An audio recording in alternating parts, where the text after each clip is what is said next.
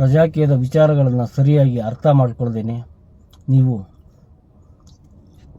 ಅಲ್ಲೇನೋ ಬದಲಾವಣೆ ಆಯಿತು ಇಲ್ಲೇನೋ ಬದಲಾವಣೆ ಆಯಿತು ಅಂತ ಅದೇ ರಾಜಕೀಯ ವ್ಯವಸ್ಥೆನ ಅದೇ ರಾಜಕೀಯ ಮನಸ್ಥಿತಿಯಲ್ಲಿ ನೀವು ನೋಡಿದ್ರೆ ಯಾವತ್ತಿಗೂ ಬದಲಾವಣೆ ಬರೋದಿಲ್ಲ.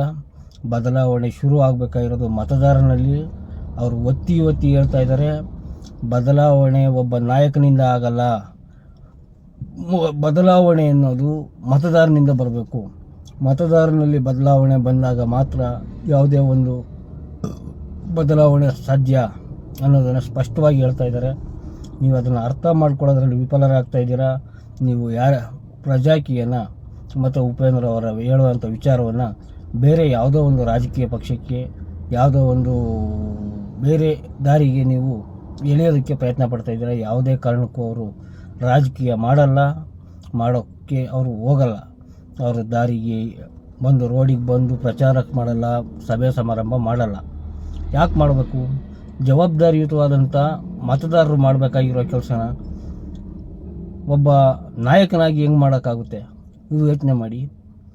ಈ ಬದಲಾವಣೆ ಮತದಾರನಿಂದ ಮಾತ್ರನೇ ಸಾಧ್ಯ.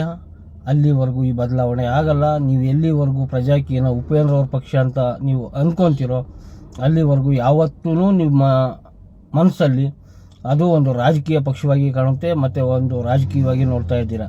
ನೀವು ಪ್ರಜೆಗಳಾಗಿ ನಿಮ್ಮ ಜವಾಬ್ದಾರಿಯುತವಾಗಿ ನಿಮ್ಮ ಜವಾಬ್ದಾರಿಯಿಂದ ನಡೆಯುವಂಥ ವ್ಯವಸ್ಥೆನ ನೀವು ರೆಡಿ ಮಾಡ್ಕೊಳ್ಳೋದಕ್ಕೆ ಪ್ರಯತ್ನ ಬೀಳಲ್ವೋ ಅಲ್ಲಿವರೆಗೂ ನೀವು ಅವರು ಇವರನ್ನು ತೋರಿಸಿ ಆ ಥರ ಮಾಡಿ ಈ ಥರ ಮಾಡಿ ಅಂತಲೇ ಹೇಳ್ತೀರ. ಸ್ವಂತವಾಗಿ ಯೋಚನೆ ಮಾಡಿ, ಸಾಮಾನ್ಯ ಜ್ಞಾನವನ್ನು ಬಳಸಿ, ನಿಮ್ಮ ಅನಿಸಿಕೆಗಳನ್ನು ನಿಮ್ಮ ಅಭಿಪ್ರಾಯಗಳನ್ನು ನೀವು ವ್ಯಕ್ತಪಡಿಸಿ. ಆದರೆ ಬೇರೆ ಯಾರೋ ಮಾಡಿದ್ದನ್ನೇ ನಾನು ಮಾಡ್ತೀನಿ ಅನ್ನೋದ್ರ ಬಗ್ಗೆ ತಲೆ ಕೆಡಿಸ್ಕೋಬೇಡಿ.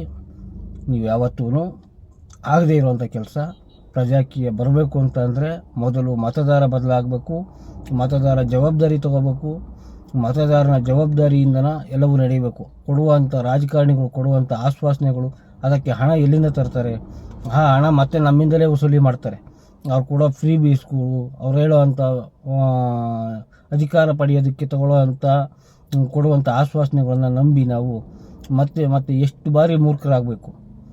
ಯೋಚನೆ ಮಾಡಿ. ಒಂದು ಸರಿ ನಿಮಗೆ ಏನಾದರೂ ಸಂಶಯ ಇದ್ದರೆ www.prajakiyya.in ವಿಸಿಟ್ ಮಾಡಿ, ನೋಡಿ. ನಿಮಗೆ ಸರಿ ಅನಿಸಿದ್ದನ್ನು ನೀವು ಮಾಡಿ.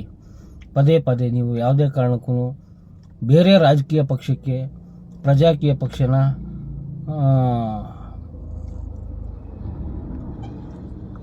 ಏನು ಹೇಳೋದು ಹೋಲಿಕೆ ಮಾಡಬೇಡಿ. ಹೋಲಿಕೆ ಮಾಡಿ ನೀವು ಮತ್ತೆ ಕನ್ಫ್ಯೂಸ್ ಆಗಬೇಡಿ. ಧನ್ಯವಾದ.